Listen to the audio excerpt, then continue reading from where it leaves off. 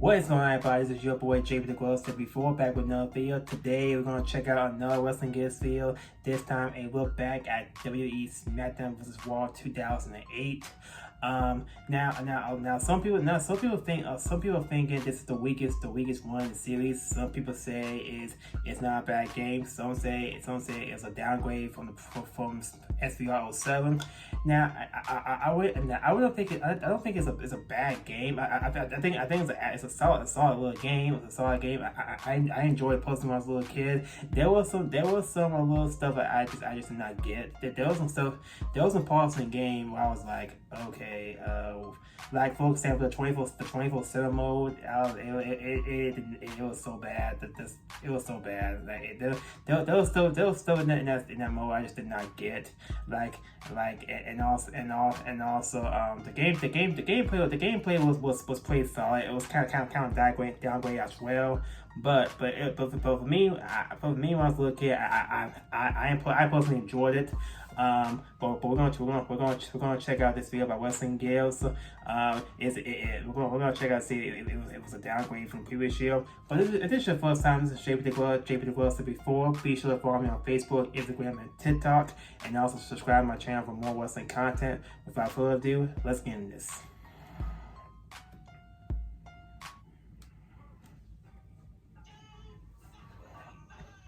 Yo, you ever sit there and just realize how lucky we were that we grew up playing games like SmackDown Shut Your Mouth, Here Comes the Pain, Yes. SmackDown vs. Raw, the original 06 and 07. Every year it was just another banger, just another fire game that you're going to spend countless hours just doing the most random things. You haven't lived unless you've done a triple threat tornado tag ladder match in one of those games, or like an Armageddon Hell in a Cell. Yo, those were the days. But even as the series evolved from the arcade gameplay they were known for, even the more realistic SmackDown vs. Raw 06 and 07 were amazing games that we all loved. SVR 07 was a great game that blended arcade and realism really well. However, SVR 07 was also an end of an era. Sadly, the WWE games didn't have a reunion in Saudi Arabia. Maybe the Saudi prince can pay for a remake of SmackDown vs. Raw 07. But yeah, it was the end of the SmackDown games as we knew them. Sure, as the years went on, some of the games were fun, but they never hit the same. SmackDown vs. Raw 2008 came out in November of 07, and I was so excited for this game. Me and my friend begged our parents to take us to GameStop at midnight to get it for us. And of course, they said no. And surprisingly, our immigrant parents didn't get the concept of lining up for a game at midnight when you can just walk in the next day and just buy it, no problem. But back in 07 and 08, me and my friend played the hell out of this game. Even though reviews were mixed and some people hated this game, me and my friends spent countless hours just doing the most random things. But yes, for me, I really enjoyed that this game. This game was okay. It really didn't bother me that much. Older games, but I don't remember this game being bad. Yeah. So now time has passed. It's 2020. So I'm like, yo, why not go back and take a look at the good and the bad of this game? And honestly, yo, how bad could it really be? At least the game still works in 2020. 2K, you idiots had one job, and that was to make sure that the game titled after 2020 still worked in 2020, and you idiots couldn't even manage that. But it's fine, it's fine. Let's go back to a time where our wrestling games actually worked. Let's go back to 2007, pull out your red Ring of Death Xboxes and your yellow Head of Death PS3s, and let's take a look at SmackDown vs. Raw 2008.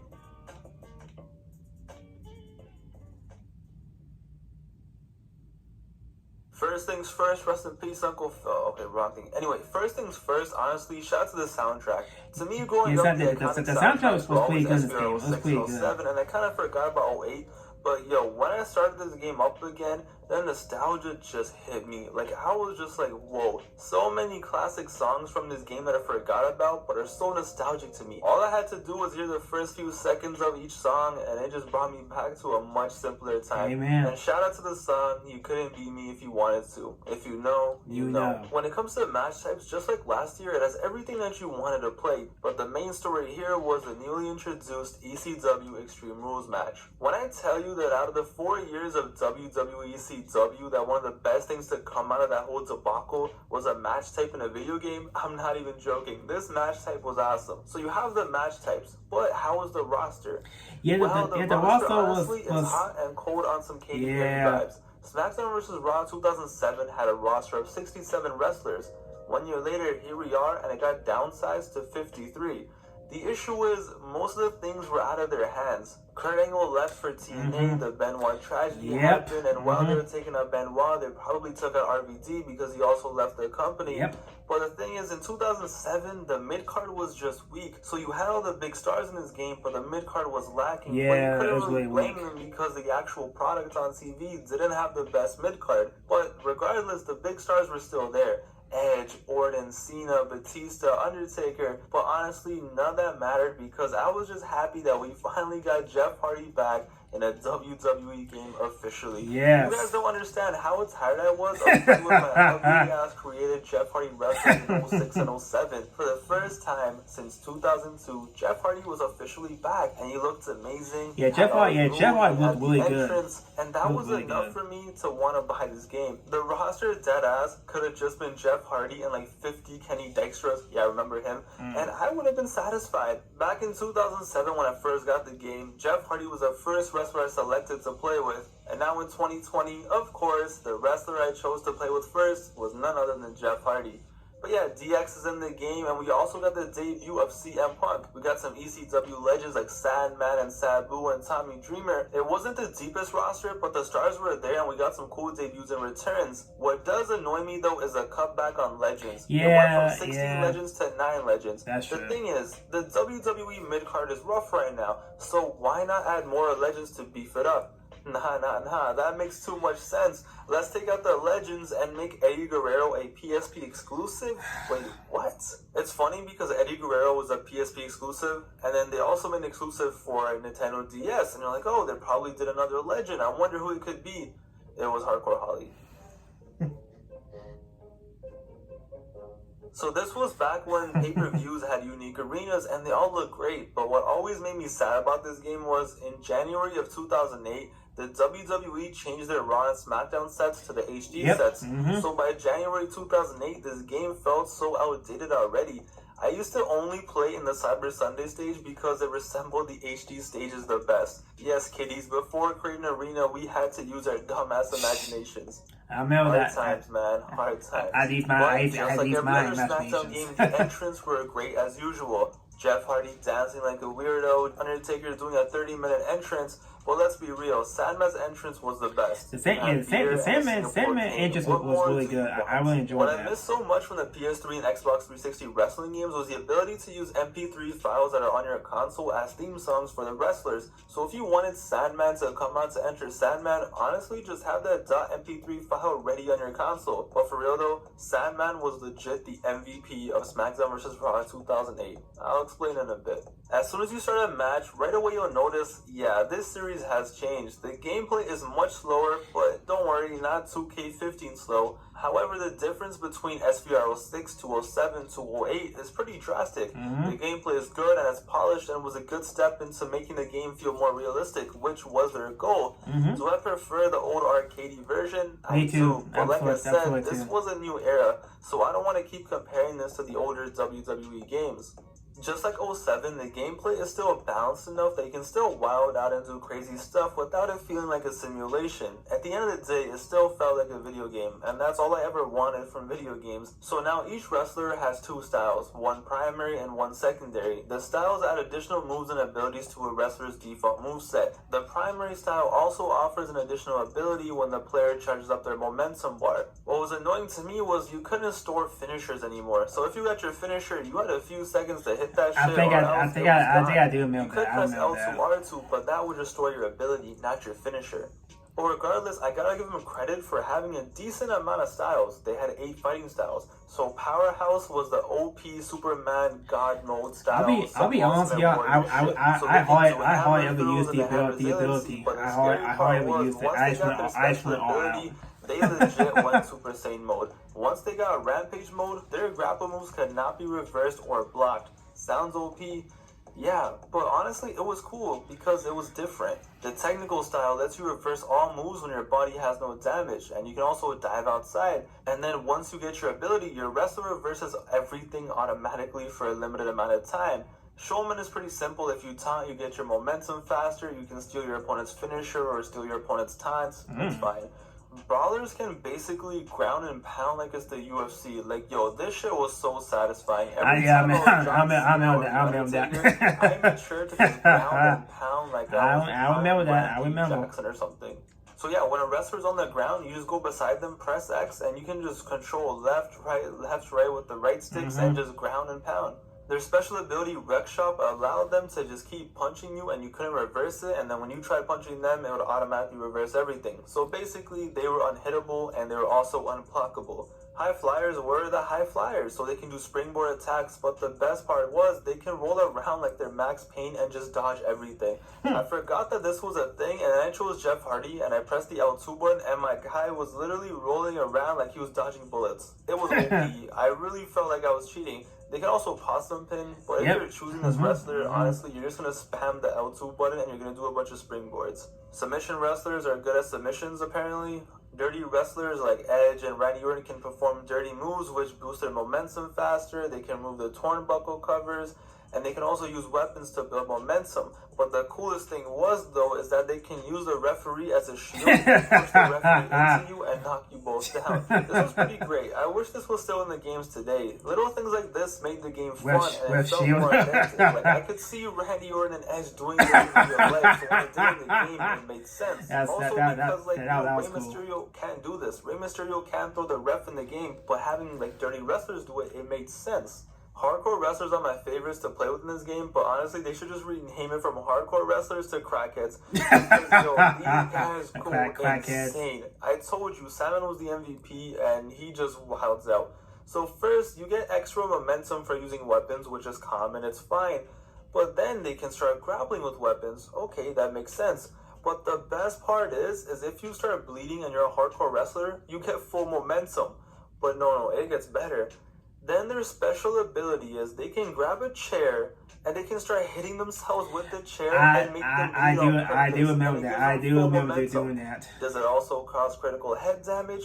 Yeah, but fuck it. Do you know how hype it is to bust yourself open and then go in the ring and just beat the shit out of poor Chavo Guerrero? Life-changing moment. Yo, it is so satisfying just hitting yourself with a chair and just going Rambo mode. Please bring this back. But yeah, those were the fighting styles, and honestly, in my opinion, they were pretty cool. They took a chance. Obviously, some styles are more useful than others, but that's life. Like the hardcore wrestler in a singles match is pretty useless. But at the end of the day, it's fine to me because I don't know what you expected throwing Sandman in a 30-minute Iron Man match. The thing is, though, the idea was hit and miss. The main issue that everyone had, including myself, was that these styles really limited the movesets of the wrestlers. So say the game had 20 different DDTs, but only numbers 1 to 5 can be assigned to a showman and numbers 6 to 10 to a powerhouse. It destroyed the uniqueness of movesets that we had over the years. When I was playing this game, I found myself doing the same moves over and over again. And at first, I thought maybe I was the idiot who didn't know how to play the game. And then I went to edit a moveset and I realized it's just really limited. However, this was the first year they added this, and they took a chance. And even though it wasn't a home run, in my opinion, it was a solid double. They really tried to change up the gameplay and make it unique. And it was hit and miss, like I said, but going back all these years later and seeing how I had to play differently with each wrestler I selected, it was a breath of fresh air. In my opinion, what they should have done was not use the fighting styles as a way to limit anything such as movesets. Instead, the fighting styles should have been some sort of bonus thing on top of what was already established. So imagine SBRL 7 with their unique movesets, but they have their fighting styles on top of it. But I can't help but say that this was a good idea, just not the best execution.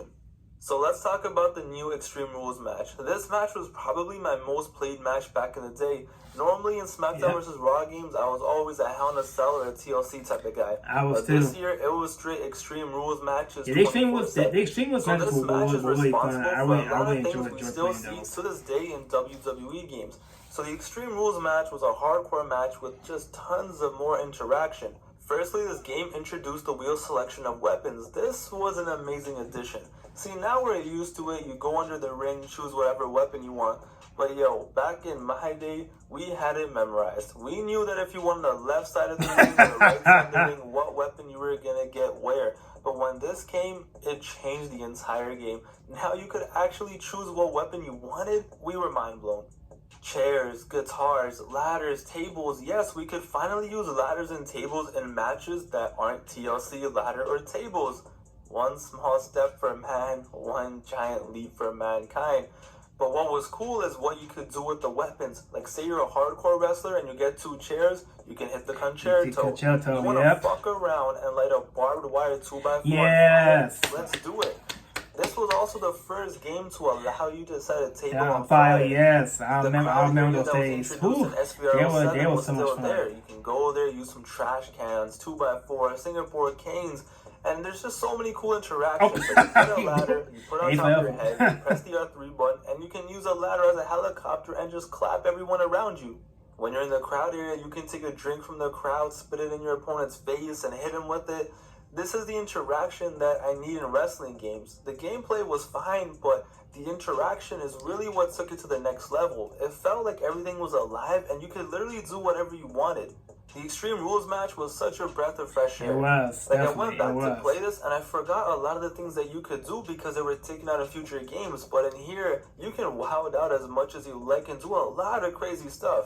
But yeah, the gameplay was fine. And honestly, just like any other WWE game, if you play with friends, it becomes 10,000 times better. So yeah, even though the fighting styles limited the movesets and they were not executed the best, and even though the gameplay was slowed down, I still had fun just wilding out back in 2007 and 8, and even now in 2020 when I was making this video, I still had fun playing this game. Amen. Like I said, do I prefer the older gameplay of Here Comes the Pain, 06 and 07? I do. Me too. But this isn't bad. Yeah, it was really a bad game. It was not really a bad game.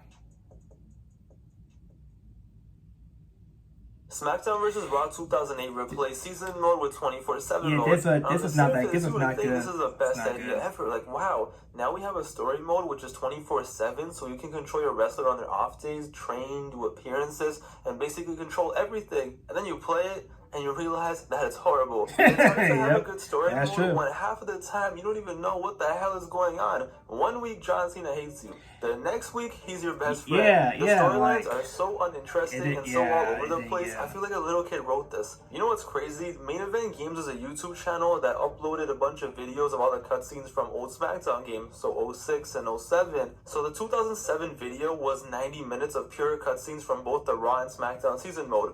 The 2008 video was only 30 minutes. Wow. And the top comment was, I didn't know they had some because I see the same one 50 times. Yes, I swear that's true. No matter if I do a story with a face or a heel, I always get the exact same cutscenes. The exact same cutscenes. Every single time. I saw the lifting weights backstage cutscenes so many times that I swear to God, my wrestlers should have been Hulk by the end of the season mode. It was so dumb. I would be high-fiving people backstage. I would go out and the same people I high-fived would be kicking my ass like nothing ever happened.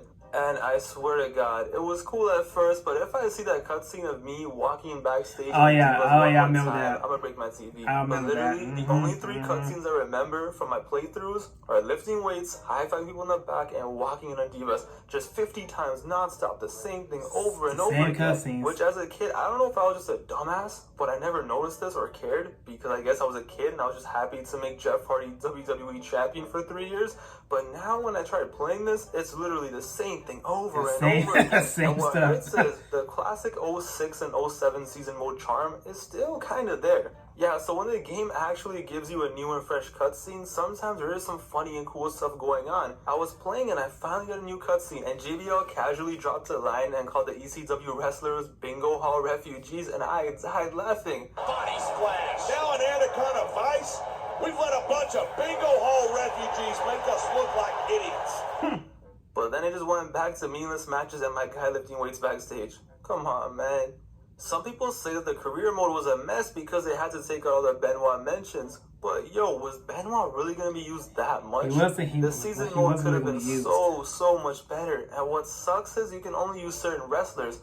Back in 06, it was the same thing, but you had a lot of options. You couldn't choose anyone, but you could choose almost everyone on the roster. Now you only have a select few. For some reason, you can choose Chavo Guerrero, but not CM Punk.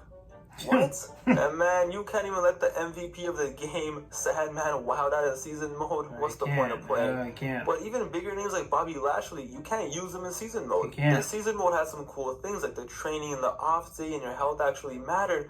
but what's the point of season mode if the stories aren't fire? At that point, I'll just make my own stories in my head playing exhibition. But right. It's fine, it's fine, because ladies and gentlemen, we still had GM mode, as cracked out as ever, but still, it's GM mode, so it's always a blast. To this date, the last WWE game to have GM mode, and now you can either be Raw, SmackDown, until ECW. 2K22. And honestly, if you just wanted an easy dub, take ECW and just call it a day, because your roster is much smaller and easier to manage. But yeah, in 2008, honestly, just pretend that season mode doesn't exist and just wild out on GM mode. You draft a roster or pick the preset one. By the way, isn't my roster just fire? Not really. You manage your budget, set wrestlers as clean or dirty, choose champions, hire writers instead of feuds. It's basically last year's, just a little bit more updated. The best part now is you can do stuff on your off days which can help you win. So GM mode allows you to put your wrestlers through training exercises, skill improvement, and events. So this was cool because now your wrestlers on the off days can also become better wrestlers, they can become more popular, and you can also earn more money so your shows can be more fire. I gotta be honest though, this is probably the hardest GM mode. Yeah, just because the roster I agree, isn't the best and because of the third brand. And the AI is just on crack. Somehow, they be out here booking Divas versus Superstars. Yeah, I remember that. I remember that. I remember. Classic. Yo, I don't know how the computer bribed Dave Meltzer. I don't know if they just told him it took place in the Tokyo Dome. But these ratings are just crazy. Yes. The 2007 AI just casually books Undertaker versus Michelle McCool. This might be the smartest AI known to man. Honestly, Siri, you're fired. Get out of here. To avoid having Chavo Guerrero as your mid-card champion, the best way to make the roster stronger is unlock all the legends, which I wish there were more, and just throw them into GM mode. That definitely helps with beefing up the roster. Like I said, 07 is still my favorite, but yo, GM mode is GM mode. It's addicting and it's fun. It lets us be fantasy bookers all while being competitive with the cheating-ass AI. That's what I miss and I can't get out of universe mode. The competition. Even though I'm versing AI who cheats more than Eddie Guerrero, GM mode still has competition, and it's still fun. You still want to win. Also, GM mode is so much fun if you can play with someone else. 2-player GM mode is so lit. Sadly, none of my friends want to come over and play SmackDown vs. Raw 2008 with me. But yeah, if you want to have fun, in my opinion, skip the season mode, go straight into GM mode, and just live your best life. Yes, the AI does some BS, but honestly, it's a game from 2008. Just YOLO, have fun. Other modes in this game, you had to beat the clock tournament, King of the Ring, and there was also a Hall of Fame ladder, which was cool. The game had online, but I never played because I started playing online in 2009. I never played that. But yeah, that's SmackDown vs. Raw 2008. Like I said, it was hot and it was cold. But yo, maybe it's the nostalgia, but I can't hate this game. Was it weaker than SPR 06 and 07 and every game before this? Of course. But it was a new era, a new direction. So to me, it's like, why bother comparing it to the older games? Did I enjoy SPR 11 and WWE 13 and 2K14 more than this? I did. It's still a game that you can have fun with. And if you don't like this game and you hate it, I totally understand. But I started my PS3, did the most random matches, tag matches, Hell in a Cell, Extreme Rules, I did some GM mode. And at the end of the day, I had a blast. Is it the best WWE game ever? Nah. Is it the worst? Nah. It's just SmackDown vs. Raw 2008. If you grew up playing this game, you're probably going to love this game. And if you didn't, you're not going to understand. It's kind of like how there's probably a kid out there for some reason who loves 2K16 or something. But for us, we're going to be like, yeah, 2K16 was just another game.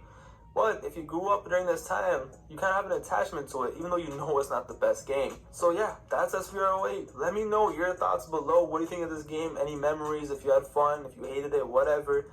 Thank you for watching. Stay tuned for more content coming soon. It's your boy WrestlinGifs. 2020 is going to be a big year. Non-stop content. Let's get it.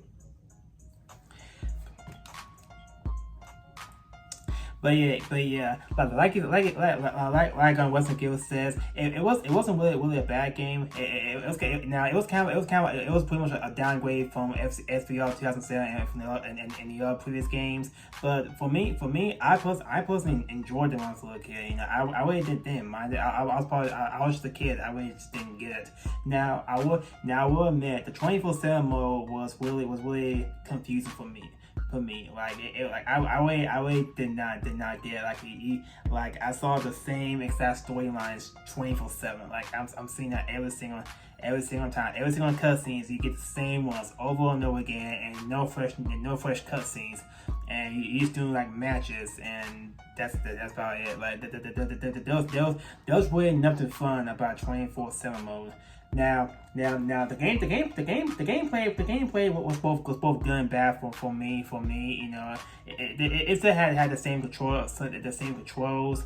Well, actually, let me take that. Let me take that back. Let me take that back. It was the gameplay was actually the same one as SVR07. It was still pretty good for me, but I still had a really good time playing SVR08. You know, the nostalgia, the soundtrack was pretty good as well. The roster was pretty good. Even though it was kind of a downgrade. It wasn't the best roster.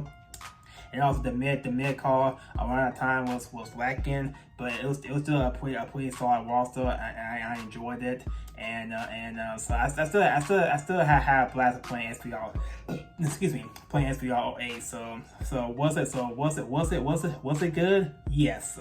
Was it as good as the previous games? No. But it was still a pretty solid game. What do y'all think in the comments? Do y'all believe SVR 2008 was a good game? Was it a bad game? Was it an average game? Leave your comments down below. Until next time, this is your boy JPTHEGLOVE74. If you like this video, please make sure you hit that like button and also subscribe to my channel for more wrestling content. And follow me on Facebook, Instagram, and TikTok. And we'll see y'all in the next video. Hope you guys have a really great day. God bless y'all and peace.